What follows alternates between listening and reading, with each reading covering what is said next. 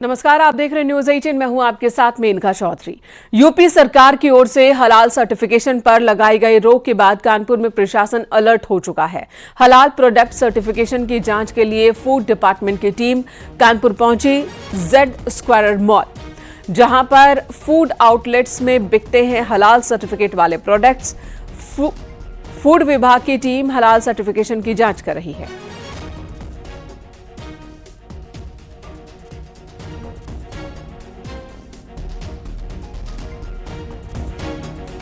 तो हाल ही में यूपी सरकार की ओर से फैसला लिया गया है हलाल सर्टिफाइड फूड प्रोडक्ट्स की जांच का। ये सर्टिफिकेशन किस आधार पर किस तरह से हो रहा है, इन सब चीजों की जांच की जाएगी और साथ ही हलाल सर्टिफाइड फूड प्रोडक्ट्स पर बैन की भी बात कही जा रही है जो गलत तरीके से सर्टिफाइड है। और इसी मद्देनजर, इसी कवायद के मद्देनजर फूड विभाग की टीम पहुंची आज कानपुर, जहां पर हलाल सर्टिफिकेशन की जांच की इस टीम ने जेड स्क्वायर मॉल के कई फूड आउटलेट्स पर टीम गई। हलाल सर्टिफिकेट प्रोडक्ट के खिलाफ पूरे प्रदेश भर में बैन है, जिसके बाद से अधिकारी हरकत में आए और आज ताबड़तोड़ छापेमारी की शुरुआत हुई। कानपुर के जहां एक और जेड स्क्वायर में गए तो वहीं कानपुर के अन्य स्थानों में भी छापेमारी की शुरुआत हुई। उसके बाद से इस वक्त न्यूज़ 18 टीम ऐसे ही एक सेंटर पर जहाँ छापेमारी हम आपको दिखाना चाहेंगे। देखिए, ये डीप फ्रीजर है, इसमें नॉन वेज का ये है। इसमें खैर सर्टिफिकेट्स की अगर बात की जाए तो फिलहाल ऐसा कुछ मेंशन नहीं हुआ है। ये ऐसे ही तमाम ये प्रोडक्ट्स रखे हुए हैं जिसमें हलाल प्रोडक्ट की बात की जाती है, हलाल मैन्युफैक्चरिंग प्रोडक्ट की बात की थी। जो छापेमारी हुई है पुलिस के साथ खाद्य विभाग की टीम ने जब छापेमारी की तो तमाम लोगों की रिपोर्ट्स तैयार की है। अभी तक इस चीज़ को मीडिया से डिस्क्लोज नहीं किया गया। अब जब ये छापेमारी समाप्त होगी तब जाके पता चलेगा कि आखिर कानपुर में इतने कितने सेंटर्स थे, कौन कौन लोग इसकी आड़ में काम कर रहे थे। मगर इस खाद्य विभाग की छापेमारी के बाद से हड़कंप मचा हुआ है। विजिलेंस आशीष पांडे के साथ अमित गंजू, न्यूज़ 18 कानपुर। इधर आजम खां के बेटे अब्दुल्ला आजम के फर्जी जन्मतिथि प्रमाण पत्र का मामला इलाहाबाद हाईकोर्ट ने आजम खां की याचिका खारिज कर दी है। आजम खां और पत्नी तंजीन फातिमा की ओर से याचिका दाखिल की गई थी।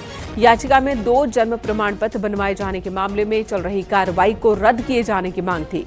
विशेष न्यायालय एमपीएमएलए रामपुर में इस मामले की सुनवाई चल रही है, जिसमें दोनों को 7-7 साल की सजा भी हुई है। आजम खां, उनकी पत्नी तंजीन और बेटे अब्दुल्ला, तीनों को ही 7-7 साल की सजा एमपीएमएलए कोर्ट की ओर से हुई है और अब इस पूरी कार्रवाई को ही रद्द किए जाने की मांग की गई है आजम फैमिली की ओर से याचिका दाखिल कर।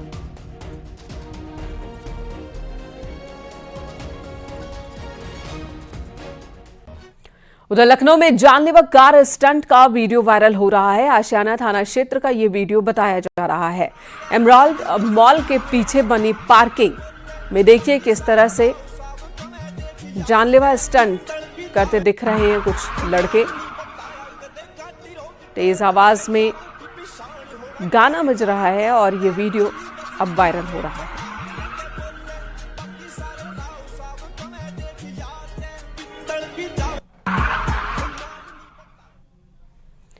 प्रयागराज के एक और माफिया पर गैंगस्टर एक्ट लगाया गया है। अतीक के गुर्गे पप्पू गंजिया पर गैंगस्टर, साथ ही अजमल पर भी गैंगस्टर के तहत केस दर्ज हुआ है।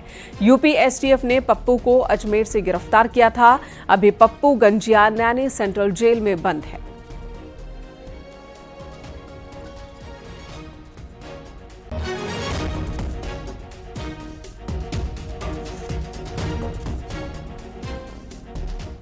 और अगली खबर आईएएस संदिग्धों से जुड़ी हुई। कस्टडी रिमांड के दौरान अलीगढ़ मॉड्यूल से जुड़े आईएएस संदिग्धों ने एटीएस को पूछताछ के दौरान कई सारी जानकारियां दी है। शुरुआती पूछताछ में पता चला है कि ये शातिर सोशल मीडिया पर एक चैनल के जरिए जुड़े थे। रिजवान और शहनवाज की गिरफ्तारी के बाद वजीहुद्दीन ने चैनल को डिलीट कर दिया था। अब इस चैनल से जुड़े 1 दर्जन संदिग्ध भी चिन्हित किए गए हैं। कस्टडी रिमांड के दौरान अब्दुल्ला अरसलान, माज बिन तारिक और वजीहुद्दीन को आमने सामने बिठाकर पूछताछ होनी है। शातिरों को लेकर अलीगढ़ भी पहुंचेगी पुलिस।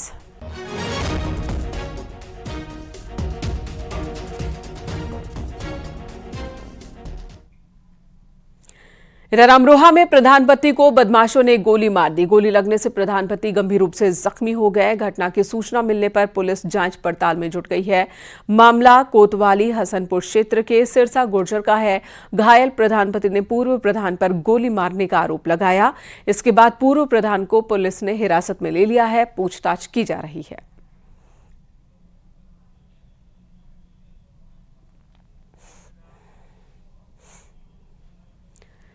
उधर बरेली में फ्री मुर्गा न देने पर दबंग ने दुकानदार को पीटा है। मारपीट का वीडियो सामने आया। सीसीटीवी कैमरे में पूरी घटना रिकॉर्ड हुई है।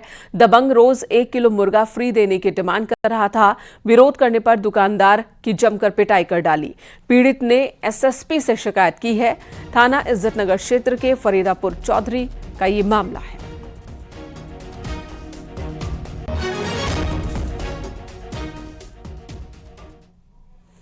माध्यमिक शिक्षा परिषद यानी यूपी बोर्ड से जुड़ी बड़ी खबर। नकल पर पूरी तरह से नकेल कसने की तैयारी हो रही है। परीक्षा केंद्रों पर फेस रीडिंग कराने की तैयारी हो रही है।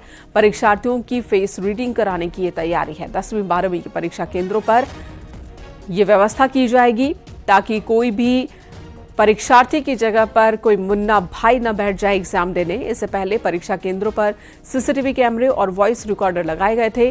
प्रैक्टिकल परीक्षाएं भी सीसीटीवी की निगरानी में ही हो रही हैं। उत्तर पुस्तिकाओं का मूल्यांकन भी सीसीटीवी कैमरे की निगरानी में किया जाता है। नकल रोकने के लिए इस बार ऑनलाइन परीक्षा केंद्रों का भी निर्धारण किया जा रहा है। यूपी बोर्ड परीक्षा 2024 के केंद्रों की सूची 10 दिसंबर को जारी होगी।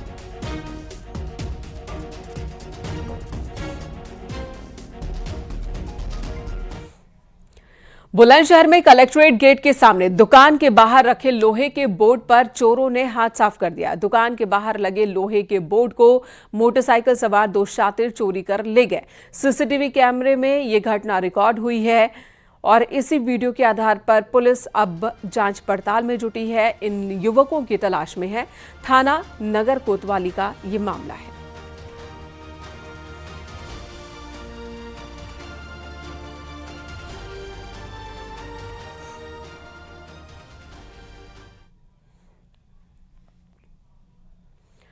इधर आगरा पुलिस ने एटीएम कार्ड बदलकर फ्रॉड करने वाले गैंग के सरगना को पकड़ा है। शातिर ने 1 दिन पहले सदर में छात्रा का एटीएम बदलकर अकाउंट से 45,000 रुपए निकाल लिए थे।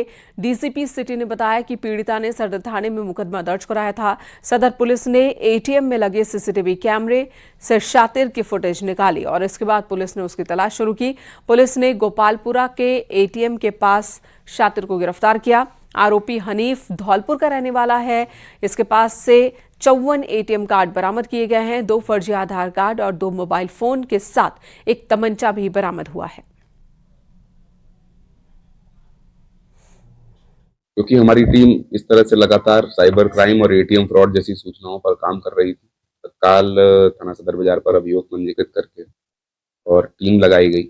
उस एटीएम मशीन के कैमरे को दिखाया गया और उसमें जो अभियुक्त का चेहरा आया उसको चिन्हित करते हुए फिर हमारी टीमों ने उस पर मैनुअल इंटेलिजेंस पे काम किया और उस व्यक्ति को थाना सदर बाजार टीम ने गिरफ्तार कर लिया है। बुलंदशहर में महिला कांस्टेबल का शव मिलने के आसपास के इलाके में हड़कंप मच गया। सूचना पर पहुंची पुलिस ने शव को कब्जे में लेकर पोस्टमार्टम के लिए भेजा। पुलिस ने फिलहाल मृतका के पति और ससुर को हिरासत में लिया है। पूछताछ जारी है।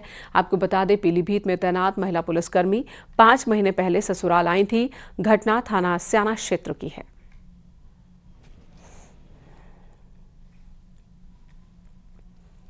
गोरखपुर में रोक के बावजूद खेतों में पराली जलाने का सिलसिला थम नहीं रहा है। खेतों में पराली जलाने पर रोक के बावजूद जगह जगह धरल्ले से पराली जलाई जा रही है। पराली जलाने से सबसे पहले जो हमारे खेत में डंठल पत्तियां जो गिरती हैं, जो फसल अवशेष के होते हैं, उसके पोषक तत्व जल करके नष्ट हो जाते हैं। पहला नुकसान ये हो जाता है। दूसरा नुकसान देखें तो मृदा का तापमान बढ़ जाता है। मृदा तापमान बढ़ जाने से मिट्टी जल जाती है और जहाँ भी कहीं ज़्यादा जला देते हैं वहाँ की मिट्टी लाल हो जाती है, जल जाती है, तो वहाँ अगली फसल लेने पर फसल कमज़ोर हो जाती है। द बुलंदशहर में पुलिस ने 3 चोरों को गिरफ्तार किया। थाना डिबाई पुलिस ने इनके कब्जे से चोरी के 50 मधुमक्खी के डब्बे, 1 लोडर गाड़ी, अवैध हथियार और जिंदा कारतूस बरामद किए। पुलिस को ये कामयाबी मुखबिर की सूचना पर मिली। सभी शातिर राजस्थान और बिहार के रहने वाले हैं।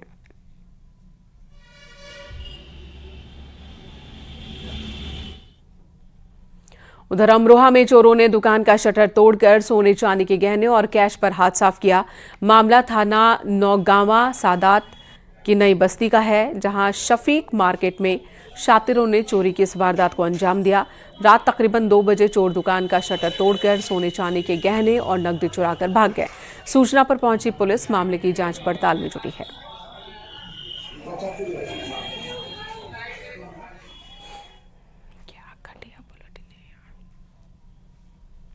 फिरोजाबाद में हर्ष फायरिंग में एक युवक गंभीर रूप से जख्मी हो गया। चनौरा गांव में एक शादी समारोह के दौरान डीजे डांस को लेकर हर्ष फायरिंग हुई थी। पुलिस सीसीटीवी फुटेज के जरिए मामले की जांच पड़ताल कर रही है। युवक को गोली लगने की सूचना पर पुलिस मौके पर पहुंची। घायल को अस्पताल ले जाया गया। बारात आगरा से आई थी, जिसमें दूल्हे के पक्ष के एक शख्स को गोली लग गई, जबकि हर्ष फायरिंग लड़की वालों की ओर से की जा रही थी। सीसीटीवी फुटेज के आधार पर पुलिस मामले की जांच कर रही है। सूचना मिली कि एक हर्ष फायरिंग रामगढ़ क्षेत्र में हुई है। मौके पर जब पुलिस पहुंची तो पता चला कि जो सूरत राम सागर जो मैरिज हॉल है वहां पर एक सगाई हो रही थी, जिसमें राजीव नाम का व्यक्ति जो रामगढ़ चनौरा के रहने वाला है और लड़की पक्ष आगरा पिनहट के थे। लड़की पक्ष द्वारा एक हर्ष फायरिंग की गई, जिसमें लड़के पक्ष के अभिषेक नाम के युवक को गोली लगी। मौके पर उसको अस्पताल में भर्ती कराया गया। चिकित्सकों के अनुसार वो अभी खतरे से बाहर है और तहरीर लेके आगे की जो भी विधिक कार्रवाई वो की जा रही है। उधर आगरा में शादी समारोह में रसगुल्ला खाने को लेकर 2 पक्षों में विवाद हो गया और देखते ही देखते जमकर मारपीट होने लगी। महिला समेत 6 लोग जख्मी हो गए। ये मामला शमशाबाद का है। शादी की दावत चल रही थी और इसी दौरान रसगुल्ला खाने को लेकर कहासुनी हुई। दोनों पक्षों की ओर से लाठियां चली, मारपीट हुई। घायल लोगों को अस्पताल में भर्ती करवाया गया। तेज की रात्रि में थाना शमशाबाद में गोपालपुरा में शिवलू कुशवाहा के यहाँ पे शादी थी, जिसमें लोग आमंत्रित थे।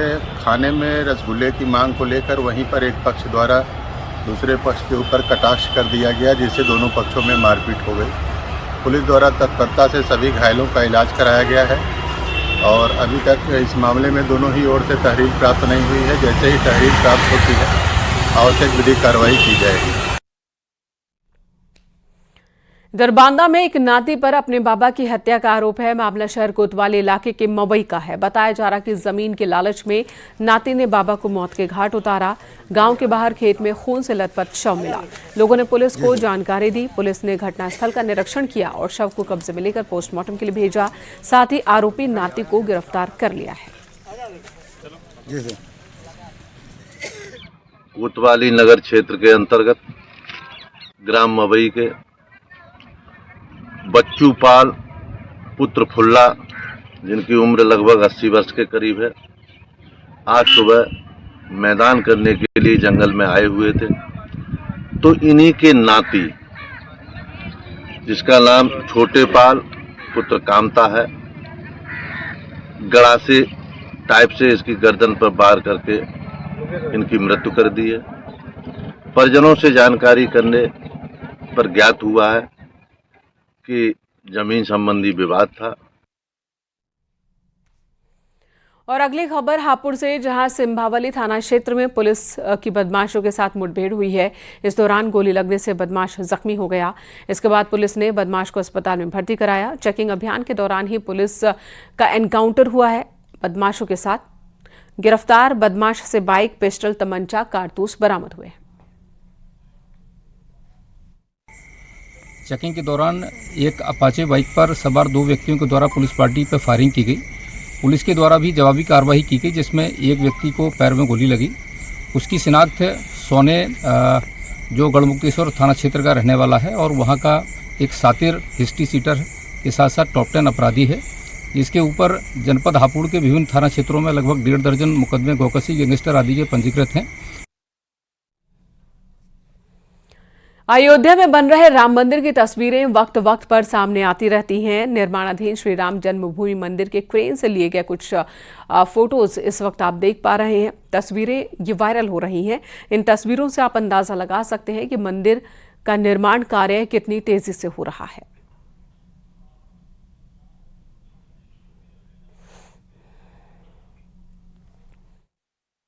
से जहां भगवान राम की नगरी में आज आस्था के पथ पर लाखों कदम उठेंगे। देर रात लाखों की संख्या में राम भक्त अक्षय नवमी की पुण्यतिथि पर भगवान राम की नगरी की 14 कोसी परिक्रमा करेंगे।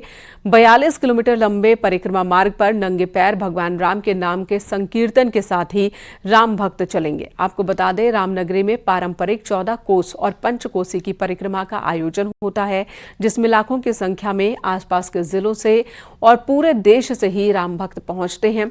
21 नवंबर की रात 11:15 पर परिक्रमा समाप्त होगी। परिक्रमा मार्ग की तैयारी पूरी कर ली गई है। ये सभी महत्वपूर्ण पर्व बारी बारी से हमारे सामने उपस्थित हैं। उनके लिए सभी व्यवस्थाएं सभी ने सुनिश्चित की हैं। सभी पुलिस प्रशासन के लोग तो इसमें हैं ही, साथ ही जो स्थानीय लोग हैं, जो यहाँ के गणमान्य लोग हैं, यहाँ के संत महात्मा हैं, सभी से संवाद हम लोगों ने स्थापित किया है। सभी आवश्यक व्यवस्थाएं की गई हैं। सभी अधिकारियों के द्वारा स्थलीय निरीक्षण भी किया गया है। जहाँ जहाँ पे सुरक्षा के हित में बैरिकेटिंग करनी है, ट्रैफिक डाइवर्जेंस करने हैं, वो सभी व्यवस्थाएं सुनिश्चित की गई हैं। हम लोगों ने विभिन्न स्थलों पर आईपी कैमरे और अन्य तरह के सीसीटीवी कैमरे भी लगाए हैं, जिनके माध्यम से न सिर्फ निगरानी होगी बल्कि पब्लिक एड्रेस सिस्टम के माध्यम से लोगों को जगह जगह पर एडवाइजरीज भी मिलती रहेंगी। भगवान राम की नगरी में आज 14 कोस की परिक्रमा का शुभारंभ होगा। देर रात्रि लगभग 2:09 पर आस्था के पथ पर लाखों कदम उठेंगे। लाखों की संख्या में श्रद्धालु अक्षय नवमी के पावन अवसर पर रामनगरी के शास्त्रीय सीमा की परिक्रमा करेंगे, जिसको लेकर परिक्रमा मार्ग को सुदृढ़ किया जा रहा है। प्रकाश की व्यवस्था के साथ साथ परिक्रमा मार्ग पर जहाँ जहाँ भी टूट फूट है उसको सही किया गया है। इसके अलावा जो नंगे पैर पर श्रद्धालु चलेंगे, उनकी सुविधा के लिए जगह जगह बालू का छिड़काव किया जा रहा है। परिक्रमा मार्ग को चौड़ा किया गया है। प्रकाश की और प्रसाधन की समुचित व्यवस्था। इसके अलावा सुरक्षा के भी व्यापक इंतजाम है। बड़ी संख्या में सुरक्षा बलों की तैनाती की गई है और पूरे परिक्रमा मार्ग को सीसीटीवी से लैस किया गया है। आज देर रात 2:09 पर अक्षय नवमी लगते ही परिक्रमा शुरू होगी और कल यानी कि 21 नवंबर की रात ही 11:38 पर इसका शुभारंभ होगा। इस दरमियान लाखों की संख्या में श्रद्धालु रामनगरी के शास्त्रीय सीमा की परिक्रमा करेंगे। अयोध्या से न्यूज़ 18 के लिए निमेश गोस्वामी। यहाँ रुकेंगे एक ब्रेक के लिए। खबरों का सिलसिला जारी। सैफई डिपो से चोरी मामले में कैशियर को निलंबित कर दिया गया। मुख्यालय से भेजी गई जांच टीम की रिपोर्ट के बाद कार्यशाला के कैशियर को निलंबित किया गया है। आपको बता दें, 12 नवंबर की रात सैफई डिपो के कैश रूम से 9,34,000 रुपए के साथ ही तिजोरी गायब हो गई थी। इस मामले में पुलिस ने केंद्र प्रभारी की तहरीर पर कैशियर, गनमैन और एक गार्ड के खिलाफ रिपोर्ट दर्ज कर जांच पड़ताल की शुरुआत की। जांच में कैश रूम की एक चाबी केंद्र प्रभारी के पास होने की बात सामने आई थी। वहीं इस मामले में लखनऊ से आई रोडवेज डिपो की विभागीय टीम ने जांच पड़ताल की थी।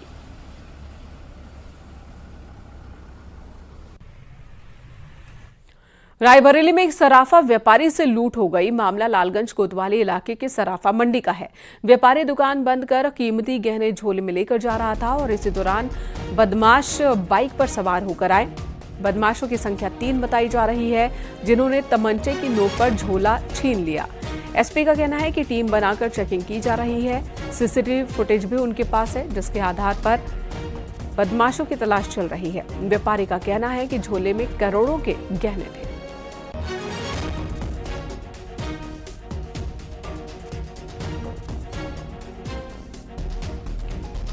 तो रायबरेली से ये खबर, जहां पर सीसीटीवी फुटेज भी सामने आ चुका है इस पूरे वारदात का। 3 बदमाश बाइक पर आए थे, जिन्होंने सराफा व्यापारी से गहने से भरा हुआ बैग छीन लिया और उसके बाद भाग निकले। व्यापारी के मुताबिक इस बैग में करोड़ों के गहने थे जो चोरी हो गए हैं। अब सीसीटीवी फुटेज के आधार पर पुलिस बदमाशों की तलाश में है। इधर बागपत पुलिस और सर्विलांस टीम को सफलता मिली है। सर्विलांस टीम ने छापा मारकर फर्जी आधार कार्ड और जन्म प्रमाण पत्र बनाने वाले 4 अभियुक्तों को गिरफ्तार किया है। पकड़े गए अभियुक्त ग्राहक सेवा केंद्र की आड़ में फर्जी जन्म प्रमाण पत्र और आधार कार्ड बनाने का रैकेट चला रहे थे। पुलिस ने इनके कब्जे से भारी संख्या में आधार कार्ड और जन्म प्रमाण पत्र बरामद किए हैं। साथ ही कई सामान भी बरामद किए गए हैं। कंप्यूटर और फिंगर स्कैनर भी पुलिस ने बरामद किया है। टीम को एक बड़ी सफलता हाथ लगी है। इनके द्वारा एक ऐसे गिरोह का पर्दाफाश किया गया है जो लोगों से पैसे लेके फर्जी आधार कार्ड, फर्जी जन्म प्रमाण पत्र तथा अन्य फर्जी दस्तावेज तैयार करते थे। जिन अभियुक्तों को इस टीम द्वारा गिरफ्तार किया गया उनकी पहचान मोहसिन, विशाल, साहिल और ताहिर के रूप में हुई है। अमेठी में हाईवे किनारे अज्ञात बुजुर्ग महिला का शव मिला है। राहगीरों की सूचना के बाद मौके पर पहुंची पुलिस ने बुजुर्ग के शव को कब्जे में लिया और पोस्टमार्टम के लिए भेजा। महिला की शिनाख्त अभी तक नहीं हो पाई है। पुलिस ने शिनाख्त के साथ ही मामले की जांच शुरू कर दी है। बताया जा रहा है कि किसी अनजान गाड़ी की टक्कर से महिला की मौत हुई है।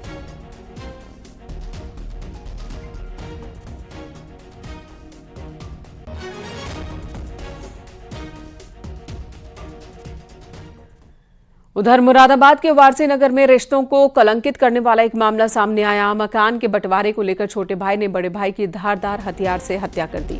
हत्या को अंजाम देने के बाद युवक ने थाने पहुंचकर खुद को पुलिस के हवाले किया। हत्या की सूचना से विभाग में भी हड़कंप मच गया।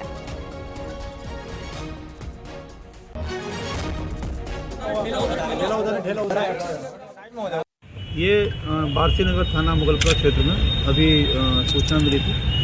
एक सगे भाई ने अपने बड़े भाई पर चाकू से हमला किया।